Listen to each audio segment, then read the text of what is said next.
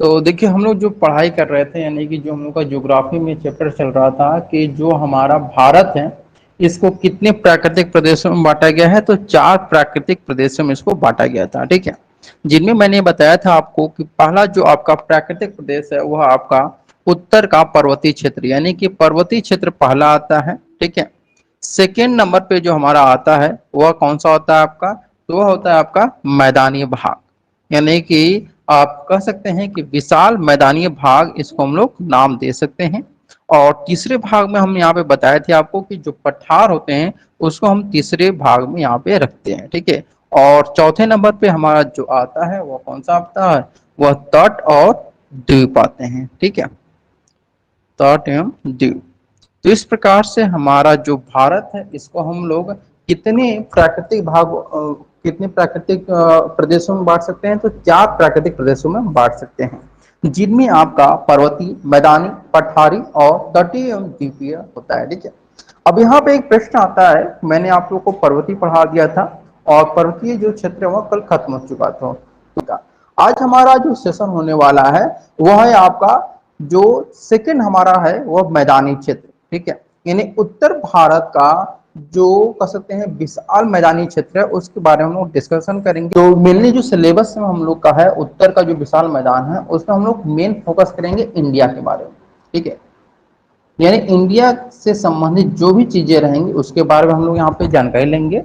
और इसी के साथ हम लोग यहाँ पे स्टार्ट करते हैं। देखिए उत्तर का जो विशाल मैदान है जब हम अपने मैप में देखेंगे, ध्यान से देखेंगे, तो उसकी शुरुआत जो होती है वह किस प्रदेश से होती है, हमारे राज्य मतलब हमारे देश का कौन सा ऐसा राज्य जहां पर कि मैदान शुरू होता है, यानी उत्तर का जो विशाल मैदान है वो शुरू होता है कौन से, पंजाब से शुरू होता है, फिर यह क्या करता है हरियाणा में पहुंचता है, ठीक है। कहां पे पहुंचता है, हरियाणा में।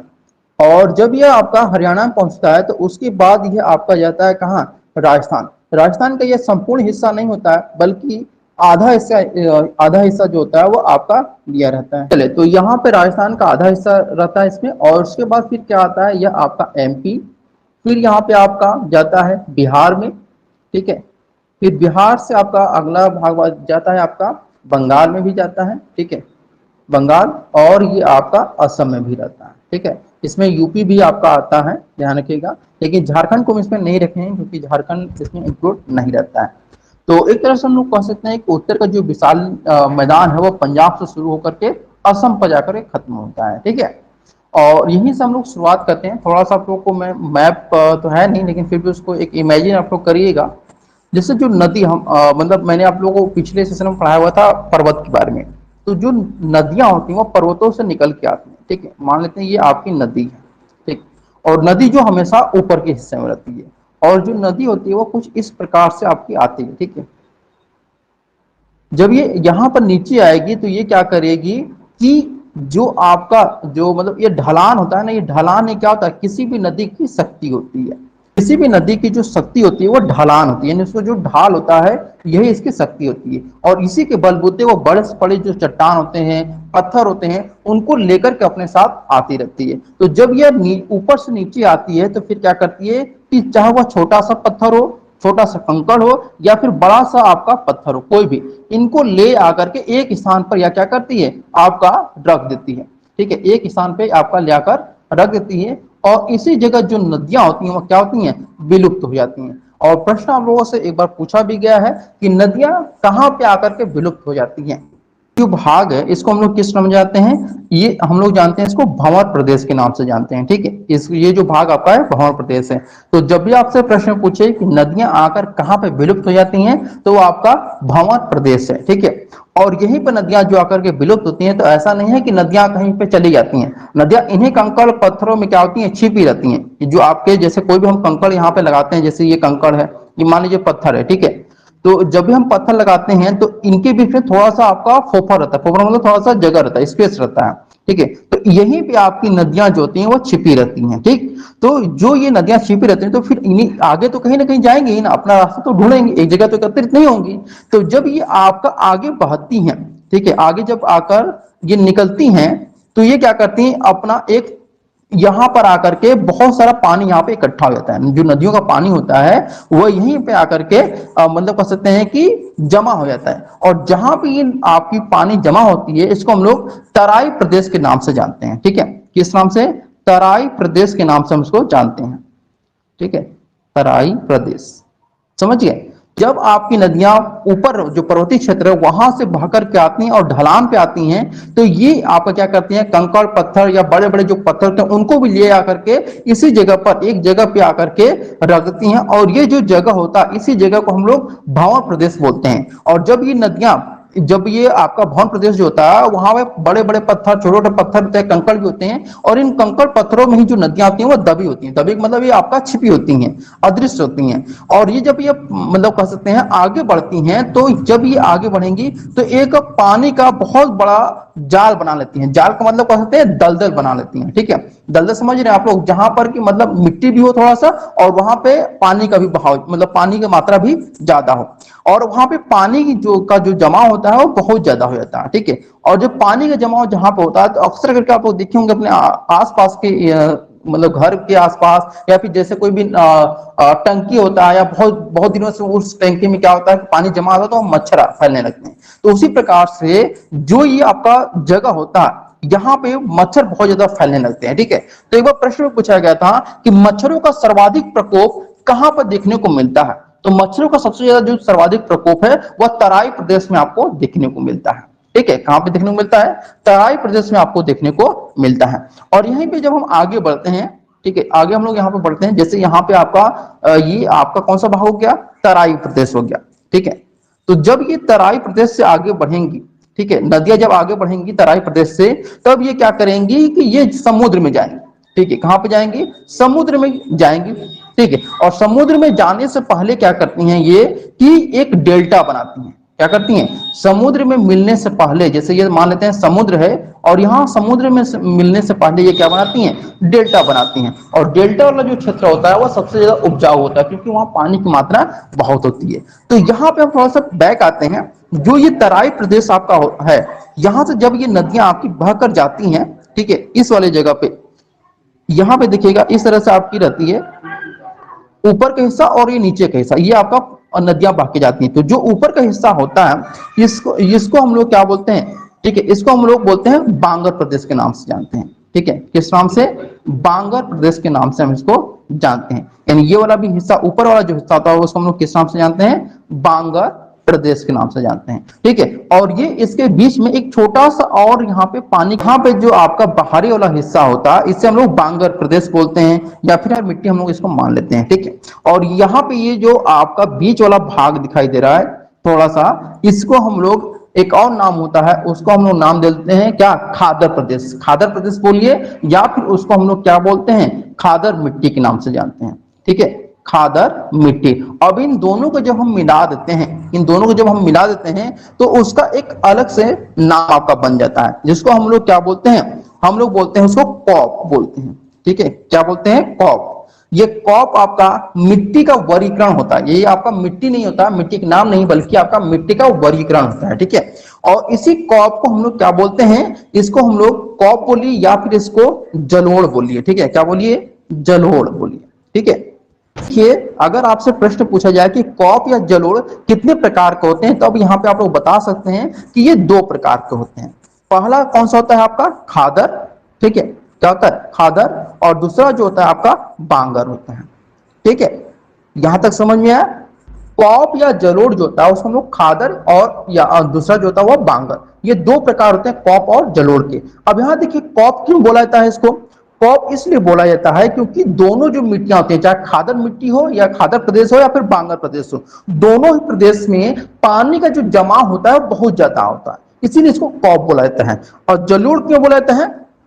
जल प्लस ओढ़, यानी कि जल जो होता है वो बहुत ज्यादा उड़ कर, मतलब उड़ता हुआ इसको चलाता है ना, तो इसीलिए इसको हम लोग क्या बोलते हैं? जलोढ़ बोलते हैं। दोनों के कहीं नाम देंगे, चाहे कॉप बोलिए या फिर आप इसको जलोढ़ बोलिए। ठीक है, ये आपका जो बांगर प्रदेश होता है, ठीक है, ध्यान रखिएगा, ये जो खादर प्रदेश है इसको हम एक और नाम से जानते हैं, नवीन जलोढ़ के नाम से जानते हैं। ठीक है, नवीन जलोढ़ के नाम से इसको हम लोग जाना जाता है। और ये जो बांगर है इसे हम लोग पुरानी जलोढ़ के नाम से जानते हैं। ठीक है, पुरानी जलोढ़ के नाम से जानते हैं। ठीक है, और यहाँ पे एक बात ध्यान रखिएगा, एक बार प्रश्न में आया था जब बिहार में शायद कोई दरोगा वगैरह का भर्ती हो रहा था, तो उसमें प्रश्न पूछा हुआ था कछारी मिट्टी किसे बोलते हैं। कछारी मिट्टी, कछारी मिट्टी या फिर कछारी प्रदेश। ठीक है, क्योंकि हम लोग यहाँ पे प्रदेश के बारे में जिक्र कर रहे हैं, तो आपका कछारी प्रदेश हम लोग ले लेते हैं। ठीक है, कछारी प्रदेश किसे बोलते हैं। देखिए, कछारी का मतलब क्या होता है कि जब भी जब बरसात होती है तो हम लोग देखते हैं कि वह क्या होती है, थोड़ा सा चिपकने लगती है ना। तो कछारी का मतलब होता है कि जो आपका छीछा लेदर कर दे। छीछा लेदर समझ रहे हैं ना, कि बिल्कुल छीछा लेदर कर दे रहा है। जैसे कि मान लीजिए आप किचन, जहाँ की जो मिट्टी होती है, मतलब आ करके सब कुछ आकर के एक ही जगह सब कुछ एक ही में मिला देती है, तो ये कछारी प्रदेश बोलते क्यों हैं? इसे हम लोग इसलिए बोलते हैं क्योंकि जो आपका खादर प्रदेश होता है ना, यहाँ पे बाढ़ जो होती है वो बहुत ज्यादा आती है। ठीक है, यहाँ पे बाढ़ जो होती है वो बहुत ज्यादा आती है, और बाढ़ जब आती है तो बहुत सारी चीजें अपने साथ लेके आती हैं। यानी कि मतलब चाहे वो कंकड़ हो, पत्थर हो, या फिर कोई मिट्टी हो, या फिर कोई भी मतलब कह सकते हैं पेड़ पौधे, कुछ भी उसको मिलता है वो अपने साथ लेकर चली आती है। इसीलिए हम इसको क्या बोलते हैं, जो खादर प्रदेश होता है इसको हम लोग कछारी मिट्टी या फिर कछारी प्रदेश के लिए भी नाम से जानते हैं, या फिर खादर प्रदेश के नाम से जानते हैं, या फिर नवीन जलोढ़ के नाम से भी जानते हैं। यानी कि खादर जो प्रदेश या फिर खादर मिट्टी भी होता है, तो खादर मिट्टी या फिर आपकी जो कह सकते हैं कि नवीन जलोढ़ होता है, तो इन्हीं को हम लोग क्या बोलते हैं, कछारी प्रदेश या फिर कछारी मिट्टी बोलते हैं। और कछारी मिट्टी क्या होता है कि जब आप लोग सिंपल सी भाषा में समझिए कि जब आपके घर द्वार पर कोई भी चीज आकर के एक साथ क्या हो जाती है कि जमा हो जाती है, चाहे वो आपका मतलब जैसे मान लेते हैं कि बरसात होता है, और बरसात के समय में क्या होता है कि हिला खींचा हो जाता है ना, तो हिला खींचा हो तो उसमें आपका सब कुछ चिकनाई तरह होने लगता है, तो उसी को हम लोग क्या बोलते हैं, कछारी प्रदेश बोलते हैं। यानी कि जब एक एक जगह पे ये कछारी प्रदेश बोला क्यों जाता है, ये सिंपल सी आप भाषा में समझिए कि कछारी प्रदेश इसलिए बोला जाता है क्योंकि उस जगह पे बाढ़ बहुत ज्यादा होता है, और बाढ़ जब आता है अपने साथ, तो बाढ़ जब भी आएगा इस तरह से तो पूरी तरह से तबाही मचा देगा। ठीक है, और तबाही जब मचाएगा तो अपने साथ मिट्टी भी लेके आएगा। ठीक है, और किसी का जूता चप्पल मिलेगा तो जूता चप्पल भी लेके चला आएगा, या फिर आपका किसी का बांस मिलेगा तो बांस भी लेते जाएगा। ठीक है, या किसी भी जो भी चीज उसको मिलेगा, खर पतवार कंकर पत्थर सब कुछ जो मिलेगा वो लेकर के उस जगह पे आ जाएगा। इसीलिए उसको हम लोग क्या बोलते हैं, यहाँ पर कछारी प्रदेश के नाम से जानते हैं, या फिर कछारी मिट्टी के नाम से जानते हैं। ठीक है, समझ गए आप लोग यहाँ पे। इसको ध्यान से देखिएगा, जब हम लोग आगे बढ़ते हैं तो आप लोग को मैंने जब शुरू किया था तो मैंने आपको बताया था कि जो हमारे उत्तर का विशाल मैदान है, हम इसको दो भागों में मतलब डिवाइड कर पढ़ते हैं। एक ज्योग्राफिकल के तहत, तो ज्योग्राफिकल के तहत हम लोग पढ़ चुके हैं। अब हम लोग जब पढ़ेंगे उत्तर का जो विशाल मैदान है उसे प्रादेशिक विभाजन के तौर पर पढ़ेंगे। ठीक है, किसके तौर पर, प्रादेशिक विभाजन के तौर पर। और प्रादेशिक विभाजन के तौर पर जो विभाजन है वो मैं आप लोग को पढ़ा चुका हूं, लेकिन फिर भी थोड़ा सा आप लोग को हिंट देता हूं ताकि आप लोग को उसको रिवीजन हो सके। मैंने अभी आप लोग को एक प्रश्न आया था जो आपका डेल्टा नाम है, तो डेल्टा में मैंने बोला था कि जब मैं आप लोग को पढ़ा रहा था, ठीक है, तो जो आप लोग का सिंधु हो गया, या फिर अपवाह तंत्र हो गया, सिंधु अपवाह तंत्र हो गया, ब्रह्मपुत्र अपवाह तंत्र हो गया, ठीक है, गंगा अपवाह तंत्र हो गया, तो उसमें वो सारी चीजें मैंने जो भी चीजें पढ़ाई हैं वो किसके अंतर्गत आएंगी, तो प्रादेशिक के अंतर्गत आ जाएंगे। ठीक है, तो यहाँ पर प्रादेशिक के अंतर्गत ध्यान रखिएगा कि जब दो नदियां क्या करती हैं, जब दो नदियां यहाँ पर जब दो नदियों के बीच में कोई मैदान बनता है, ठीक है, दो नदियों के बीच में कोई भी नदियों के बीच में कोई भी मैदान अगर बने तो उसे हम लोग क्या बोलते हैं, दोआब बोलते हैं। ठीक है, क्या बोलते हैं उसको, हम लोग दोआब बोलते हैं या फिर दुआब बोलते हैं। ठीक है, जैसे और ये जो नदियां होती हैं ये कौन कौन सी नदियां स्पेशली हैं, तो वो केवल तीन नदियां, ध्यान रखिएगा, तीन ही नदियां जो हैं वह क्या बनाती हैं, दोआब बनाती हैं। कौन कौन सी, सिंधु, दूसरी आपकी गंगा, और तीसरी जो है वह ब्रह्मपुत्र। ठीक है, ये तीन नदियां हैं जो कि आपकी दोआब बनाती हैं। ठीक है, अगर हम यहीं पे देखेंगे तो सबसे पहले जब हम अपने मानचित्र में देखते हैं तो यहाँ पे केवल और केवल तीन आपको नदियां मिलती हैं, सिंधु गंगा ब्रह्मपुत्र, और यही सभी क्या है, हम लोग यहाँ पे क्या जो आप लोग अपवाह तंत्र में पढ़ा रहा था तो उसमें इन सभी चीजों को मैंने पढ़ा भी दिया था। ठीक है, अपवाह तंत्र में, तो इसको पढ़ाने की कोई जरूरत है नहीं, लेकिन फिर भी थोड़ा सा आप लोग को रिविजन करता हूँ।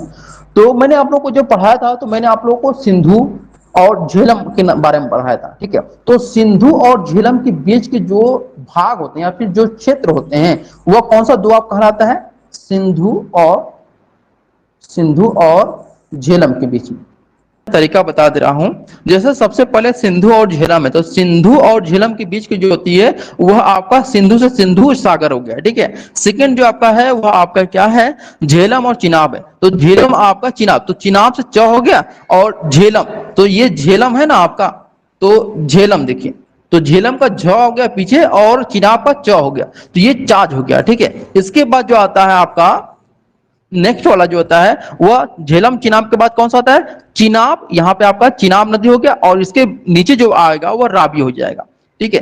तो ये आपका चिनाब और ये आपका रावी। तो चिनाब और रावी के जो बीच का भाग होगा, इस भाग को हम लोग क्या नाम देंगे? रचना नाम देंगे, ठीक है। रचना, देखिए तीन आपके कह सकते हैं अल्फाबेट है, सॉरी तीन यहाँ पे लेटर है, लेकिन आप लोग को ध्यान रखना है दो ही नदियों के बारे में। एक र से आपका र हो गया, और ची से आपका च वाला, तो रचना हो गया, ठीक है। ऊपर वाला जो है वह चिनाब है, और नीचे वाला जो है वो आपका रावी है। तो चिनाब और रावी मिलकर कौन से आपका दुआब का रचना करते हैं? तो रचना का करते हैं, ठीक है। अब इसके बाद देखिए नीचे वाला जो आपका यहाँ पे कौन सा? रावी है। तो अब हम जब सेकेंड वाले में जाएंगे, अगले वाले में, तो वह भी आपका खूब ऊपर चला जाएगा, रावी। तो ये आपकी रावी होगी, और इसके नीचे जो आपका आएगा वो ब्यास हो जाएगा ब्यास। तो ये आपका जब है क्या है आपका, सॉरी यहाँ पे जो आपका है रावी है, तो रावी और इसके बीच में ब्यास, तो ये दोनों जो क्या करती हैं, किसका यहाँ पे निर्माण करेंगी? कौन से दुआब का निर्माण करेंगी? तो जो रावी और व्यास हैं ये दोनों करेंगी बारी का। किसका करेंगी? बारी का, ठीक है। बारी मतलब व से आपका ब हो गया और रा से आपका ड्री, तो बारी हो गया, यानी बारी दुआब का ये करती है निर्माण। अब इसके बाद जब हम आएंगे तो ब्यास नीचे है, तो अब ये ब्यास ऊपर चला जाएगा, ठीक है। तो यहाँ पे आपका ब्यास हो गया, ये आपका ब्यास हो गया, और इसके बाद जो नीचे वाला जो नदी है वह कौन सा हो जाएगा? सतलज हो जाएगा, ठीक है, सतलज। तो ये दोनों किसका निर्माण करेंगी? ध्यान से देखिएगा इसको, तो ये दोनों करेंगे किसका? बिस्ता का, ठीक है। किसका करेंगे? बिस्ता का करेंगे, ठीक है। तो इस प्रकार से आपका कुल जो आपके कितने हो गए यहाँ पर दुआब, वह आपके 5 दुआब हो गए। सिंधु और झेलम का जो होता है उसे हम लोग सिंधु सागर बोलते हैं, झेलम और चिनाब को चाज बोलते हैं, चिनाब और रावी को रचना बोलते हैं, और रावी और ब्यास को बारी बोलते हैं, ब्यास और सतलज को बिस्ता बोलते हैं, या फिर कहीं कहीं आपको बिस्त नाम भी देखने को मिलता है। तो इसमें कंफ्यूज मत होइएगा आप लोग, बिस्त बोलते हैं या फिर बिस्ता भी, ठीक है।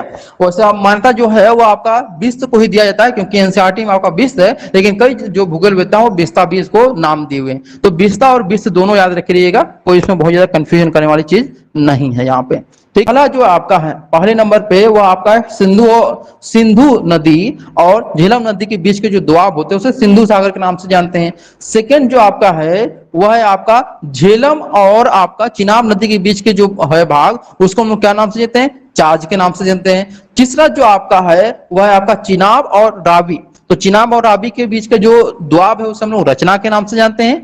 और चौथा जो आपका है रावी और ब्यास, तो रावी और ब्यास के जो आपका द्वाब बनाता है उसे बारी द्वाब बोलते हैं, ठीक है, बारी द्वाब। और पांचवा जो आपका है फिफ्थ नंबर पे ब्यास और सतलज, तो ब्यास और सतलज की जो आपका द्वाब बनाते हैं उसको हम लोग बिस्ता के नाम से जानते हैं, ठीक है। अब यहाँ पे आखिरी हम लोग का पोर्शन आता है कि जो हम लोग का है वो आपका कौन सा है? पर्वतीय वाला है, और बीच वाला जो भाग आपका है वो मैदानी वाला है। तो मैदानी वाला भाग जब आप देखेंगे तो कुछ इस प्रकार से आपका बना रहेगा, ठीक है। तो इसमें आपको 3 भागों में इसको मतलब डिवाइड करना है, क्योंकि जो आपका मैदानी भाग है वो 3 नदियों के किनारे पर है आपका, ठीक है। तो पहली जो नदी आपको यहाँ पे देखने को मिलेगी वह कौन सी रहेगी? सिंधु नदी, ठीक है। सिंधु नदी नहीं बल्कि आपका सिंधु अपवाह तंत्र रहेगा, सिंधु अपवाह तंत्र मैंने पढ़ा हुआ है। सेकंड जो आपका बटा हुआ है वह गंगा अपवाह तंत्र रहेगा, ठीक है, गंगा अपवाह तंत्र आप लोग।